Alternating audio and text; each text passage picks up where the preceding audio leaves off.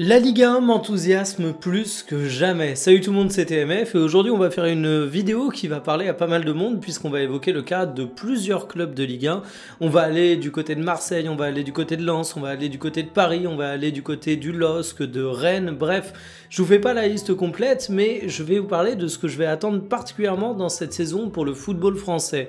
C'est assez marrant que je fasse cette vidéo aujourd'hui parce que franchement elle naît d'une volonté de parler du championnat français, du fait qu'il y a pas mal de points qui vont retenir mon attention, mais dans le même temps, il faut avouer que le foot français n'est pas à son meilleur. On a des interrogations sur les droits TV, on a beaucoup de clubs qui se retrouvent à avoir des grosses réductions de la masse salariale et de manière générale, on a une petite cure d'austérité. Mais vous savez ce qui est bien, c'est qu'en France, on n'a pas de pétrole, mais on a des idées, comme dit la formule très connue, et c'est un peu la même chose avec le football. Oui, on a des clubs qui ont peut-être un petit peu moins de moyens au cours de ce mercato estival, et encore, quand je vois les budgets qui sont posés sur la table du côté de Strasbourg, quand je vois les investissements qui sont faits par Marseille, c'est difficile de parler de la Ligue 1 comme d'un tout monolithique, mais de manière générale, le fait que certains clubs aient moins de budget, ça amène quelques petites prises de risque, de la créativité qui est nécessaire, et des choses qui, moi, m'intéressent en tant que spectateur de la Ligue 1. Pas forcément des certitudes, pas forcément des choses qui vont forcément donner des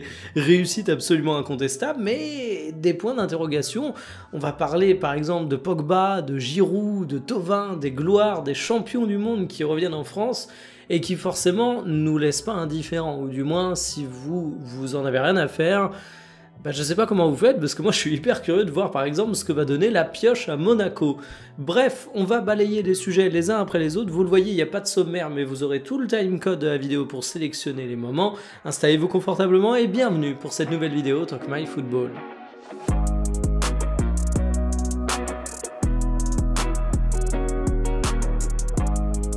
Si vous aviez le droit à 5 joueurs du championnat français pour constituer une Dream Team qui doit tout gagner, qui vous prendriez?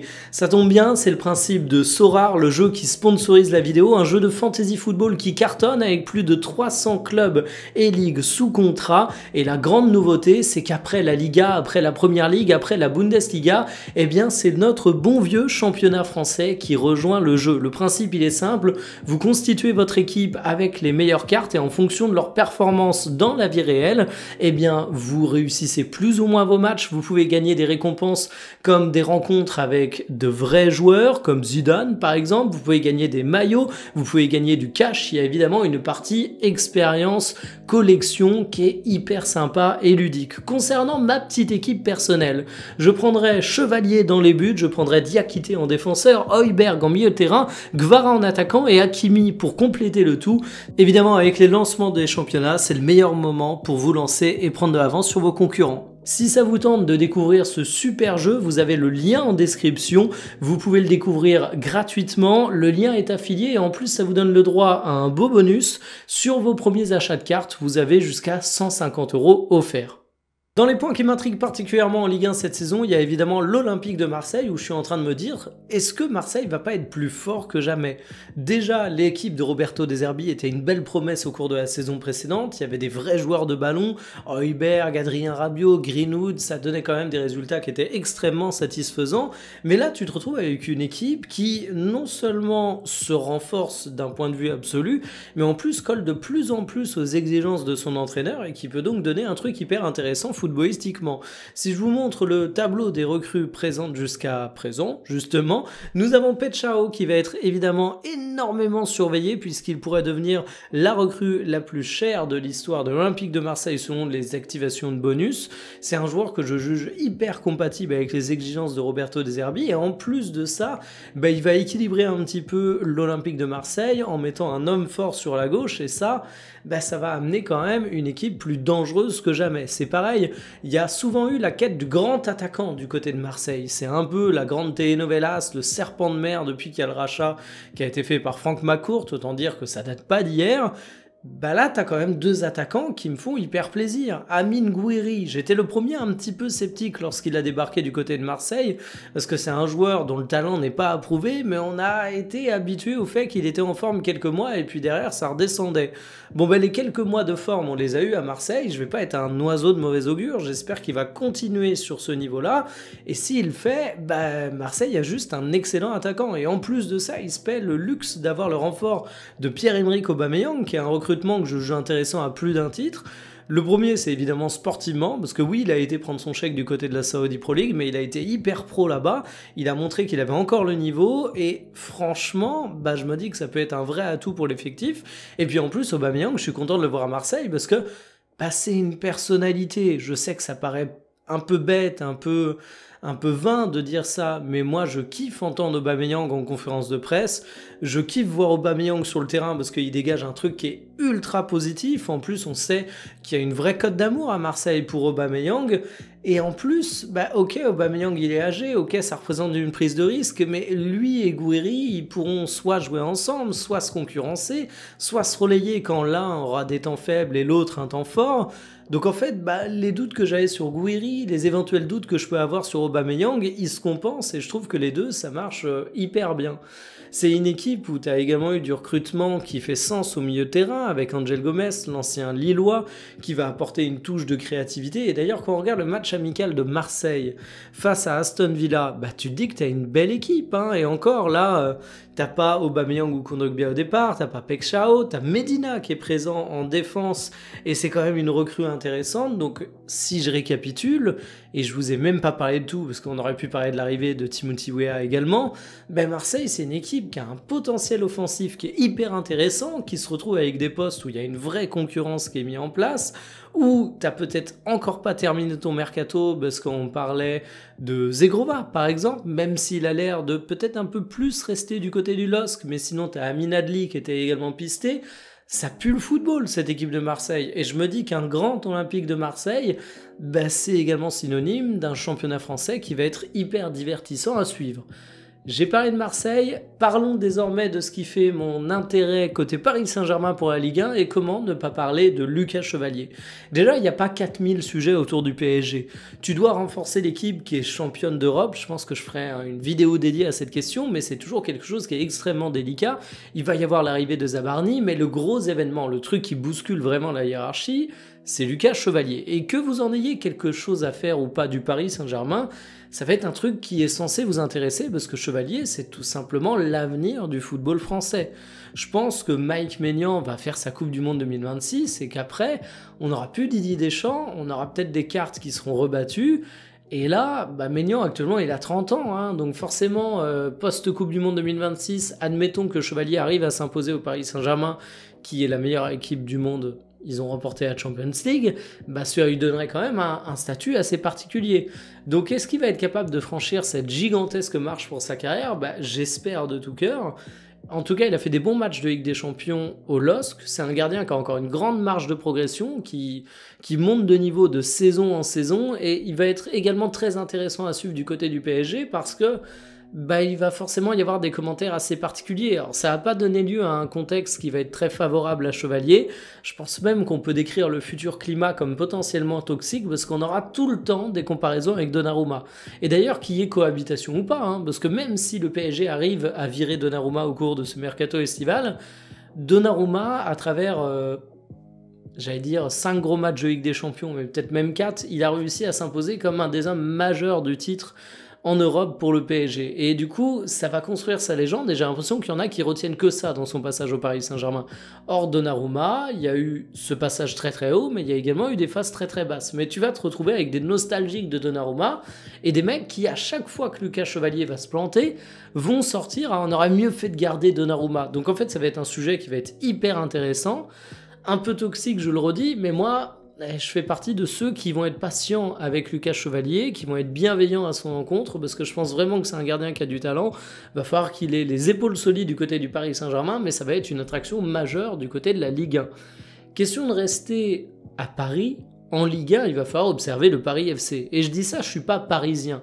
Il y a beaucoup de critiques qui disent « Ouais, il y a une hype autour du Paris FC, parce que c'est Paris, parce que tous les médias sont à Paris, parce que tous les médias sont des supporters parisiens. » Moi, je suis pas parisien. Hein. Mon intérêt pour le Paris FC, il est tout autre. Déjà, c'est une grande puissance financière derrière le Paris FC. C'est la famille Arnaud. Alors certes, il y a eu des discours comme quoi il s'agissait pas de jouer la Champions League. Il n'y a pas des ambitions monstrueuses qui sont mises dès la première année.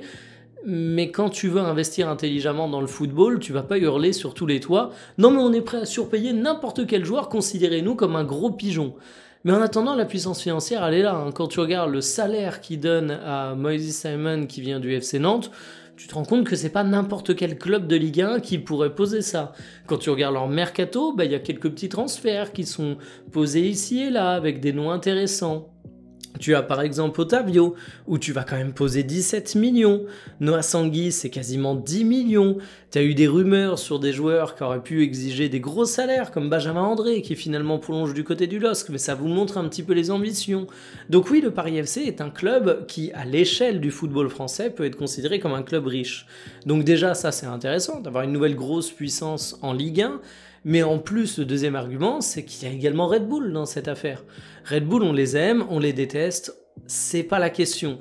Si on juge objectivement le travail qu'ils font, faut quand même avouer qu'en termes de post-formation, ils ont un certain talent, y compris pour aller voler les talents français et les rapatrier du côté de Salzbourg ou Leipzig pour derrière profiter de la formation française, briller en post-formation et récolter les fruits de notre travail. Bon demain, si c'est le Paris FC qui pille les clubs français plutôt que Leipzig, ça restera du pillage, hein, évidemment, mais au moins ces joueurs-là, ils resteront en France.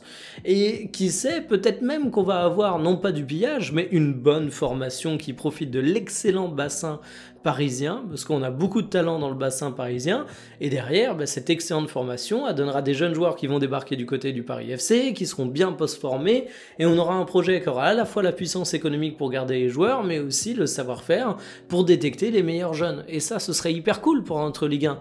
Donc en fait, le Paris FC, c'est un projet qui est plutôt enthousiasmant. Et sur les premières recrues, je vous ai parlé de Moïse Simon, je suis supporter du FC Nantes, je peux en témoigner, c'est quand même un joueur qui a une grande capacité à porter une équipe, même quand son équipe est en difficulté. Le mercato du Paris FC n'est pas terminé. Un joueur comme Otavio, il était reconnu comme un élément avec beaucoup de potentiel et c'est l'étage 1 du projet. Donc en fait, je vais beaucoup suivre la Ligue 1 et le Paris FC cette saison pour me dire, j'ai envie de me remémorer cette édition 2025-2026 parce que quelque chose me dit que quand on sera en 2030, on y repensera et on aura une observation qui nécessitera le fait d'avoir beaucoup observé cette saison pour avoir de vrais avis. Donc le Paris FC, c'est un truc que j'attends particulièrement. Il n'y en a pas que pour les clubs parisiens, évidemment. Il faut également parler de ce qui se passe du côté de Strasbourg en Ligue 1. Strasbourg, ils sont européens, ils étaient 7e la saison passée en Ligue 1 et c'était une équipe qui était déjà particulièrement intéressante à suivre parce que ça jouait bien et parce qu'il y avait du jeune joueur talentueux. Alors t'as pas gardé tout le monde, un des noms emblématiques qui est parti, c'est évidemment ton gardien Petrovic, mais Strasbourg, c'est également le petit frère de Chelsea, ils sont tous les deux dans la société Blueco et Blueco, il n'y a pas à dire, ça amène quand même de la thune. Regardez-moi ce mercato de Strasbourg. Et oui, tu vas poser beaucoup sur des joueurs qui sont intéressants. Panicelli, il a tout cartonné en Liga 2 avec Alaves, il a fait une saison à plus de 20 buts. Mahadou Sarr qui poursuit à Strasbourg après son transfert, il avait fait une très très belle saison. Paez, c'est un ancien de l'Independiente que j'ai jamais vu jouer, je vais être honnête avec vous, mais dont j'ai lu le plus grand bien dans quelques rapports de scouting, et t'as le tout avec un Rosenior qui sait faire jouer son équipe. Donc en fait, tu peux compter sur la puissance de Chelsea pour te donner de la thune, pour te prêter des joueurs. Certes, s'ils vont cartonner, ils vont partir du côté de Chelsea, mais au final, si tu as un club lambda de Ligue 1, que tu as un joueur qui cartonne, tu seras obligé de le vendre aussi, donc ça reviendra au même. Mais quand on regarde un petit peu les places fortes du football français, on a été habitué à Paris, Lyon, Marseille, Monaco. Mais quand je vois le mercato qui est en train de faire Strasbourg, quand je vois que ça vient déjà renforcer une équipe qui avait beaucoup de jeunes talentueux, je me dis qu'il va falloir compter sur les Strasbourgeois. Et ce qui m'intéresse aussi, c'est que dans un football français où on se rend compte que les actionnaires, les racheteurs de clubs sont de plus en plus des gros vaisseaux amiraux qui vont chercher des petits clubs pour les faire graviter autour, Blueco, Chelsea, Strasbourg, c'est un des rares cas où t'es le petit poucet de la galaxie, mais où tu te sens pas lésé. Parce que évidemment, Strasbourg, c'est pas la priorité de Bluco, c'est Chelsea, on le sait tous. Mais est-ce que tu as l'impression que Strasbourg profite de ce partenariat ou est-ce que tu as l'impression que Bluco profite de Strasbourg? Ben moi, j'ai quand même l'impression que c'est positif pour Strasbourg, donc franchement, c'est un exemple où je me dis, ça va donner une bonne saison en termes de football et on va pas faire les difficiles, on va déjà kiffer ça et surtout, jusqu'où ça va aller, bah ça, j'attends de voir. Thauvin du côté du RC Lens. Comment ne pas l'évoquer quand on parle des points qui rendent cette Ligue 1 enthousiasmante? Parce que franchement, Thauvin, il a été un petit peu oublié dans l'Hexagone, mais croyez-moi, quand les gens vont le voir enchaîner les matchs, il va rapidement se rappeler aux bons souvenirs des suiveurs du football français. Il sort d'une saison particulièrement satisfaisante du côté de la Serie A de l'Udinese.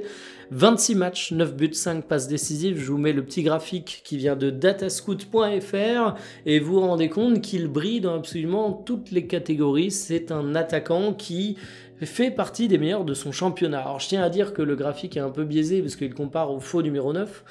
Thauvin a évolué à plein de postes. On l'a vu en double pointe, où il était un des deux attaquants devant.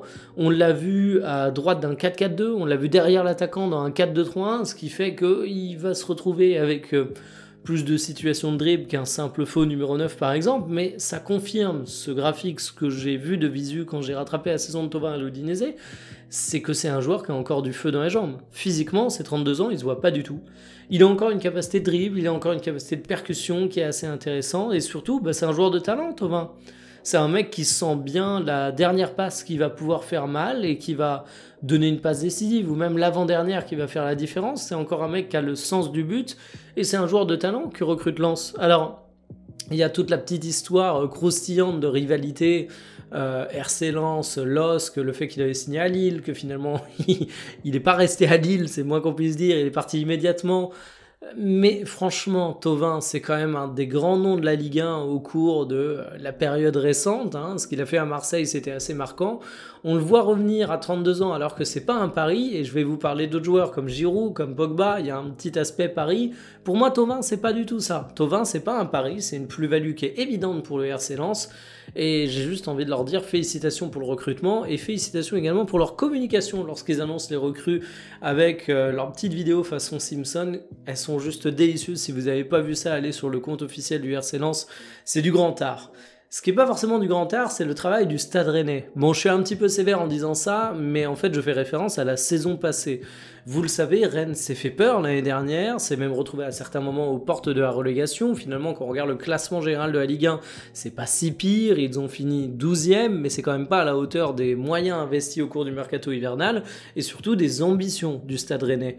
Tu te retrouves avec Habib Beye, qui a été conforté dans son poste d'entraîneur, il voulait un banc prestigieux en Ligue 1, je pense qu'on peut dire qu'il l'a, parce que du côté du Stade Rennais, il a des moyens et il a des joueurs de talent.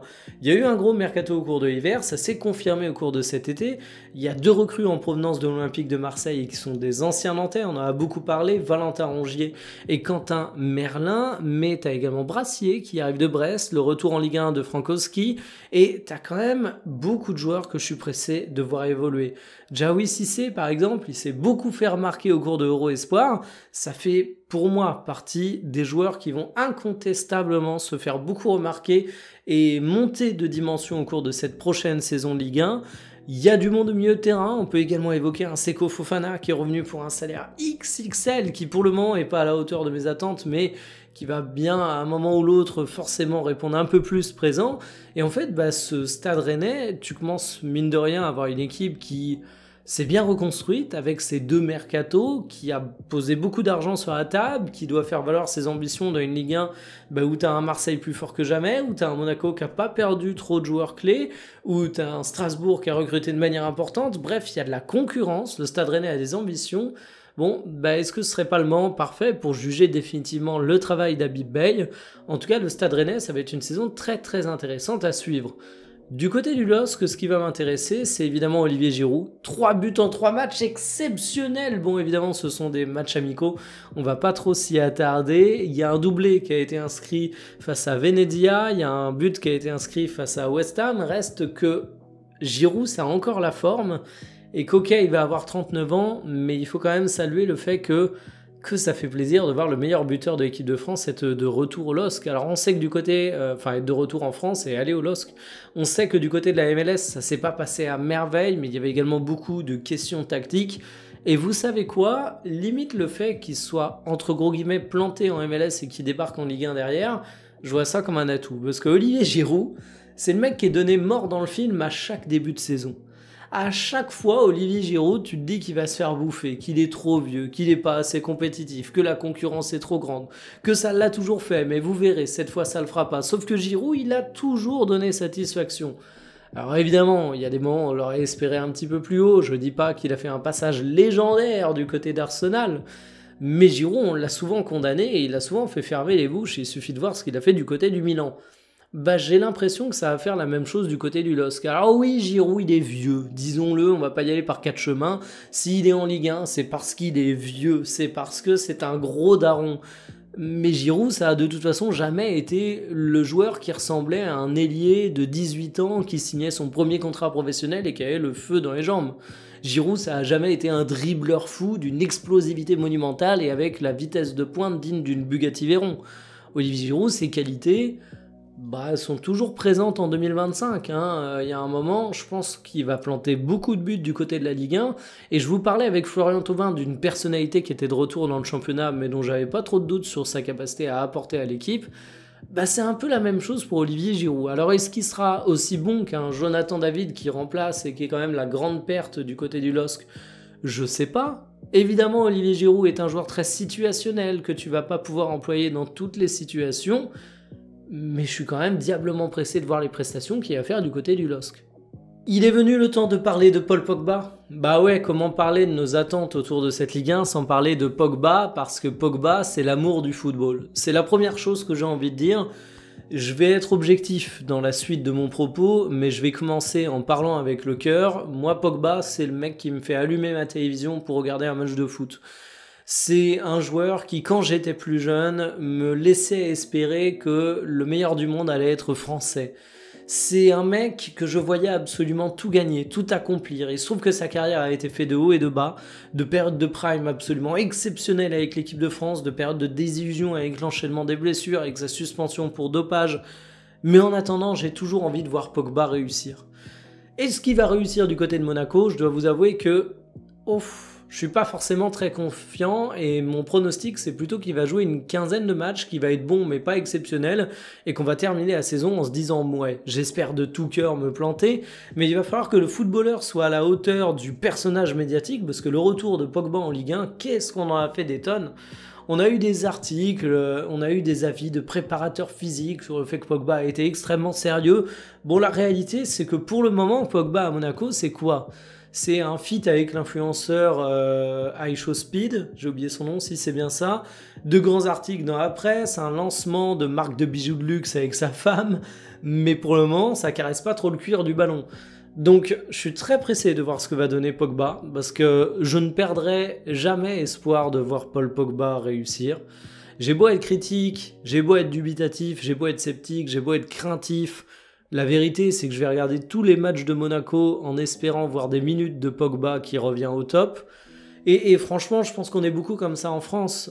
Si vous suivez la Ligue 1, si vous regardez cette vidéo, vous êtes francophone déjà, probablement français, pas forcément, mais probablement. Si vous êtes français, vous avez une relation avec l'équipe de France. Si vous avez une relation avec l'équipe de France, vous avez une relation particulière avec Paul Pogba, tellement les Bleus lui doivent des choses. Et forcément... comment ne pas regarder la Ligue 1 au prisme du retour de Paul Pogba? Et enfin, le dernier point que je mettrai en avant dans mes attentes cette saison, c'est du hors-football. C'est pour ça que je le mets à la fin de la vidéo. C'est comment ça va se passer avec Ligue 1+. Je vous ai fait une vidéo qui disait que finalement l'offre était un peu plus intéressante que ce qu'on pouvait craindre au départ.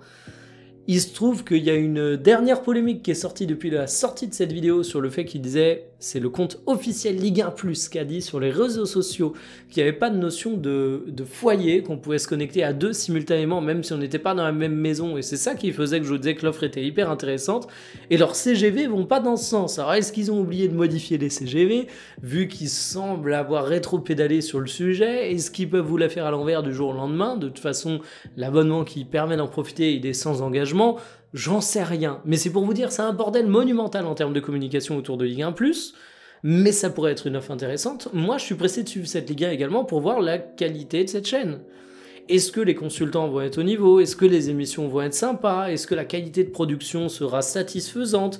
Est-ce que finalement on va avoir la fameuse collaboration des clubs qui manquait tant à DAZN? On a l'impression que dans la com de Ligue 1+, pour le moment, les clubs sont assez volontaires. Pour valoriser le football français, il faut bien l'emballer. Faut faire un produit qui est attractif et ça passe pas que par ce qui se passe sur le terrain, ça passe aussi à travers la qualité de la réa et tout ce qui entoure le football français. Bon ben voilà, on va avoir la première saison de Ligue 1+.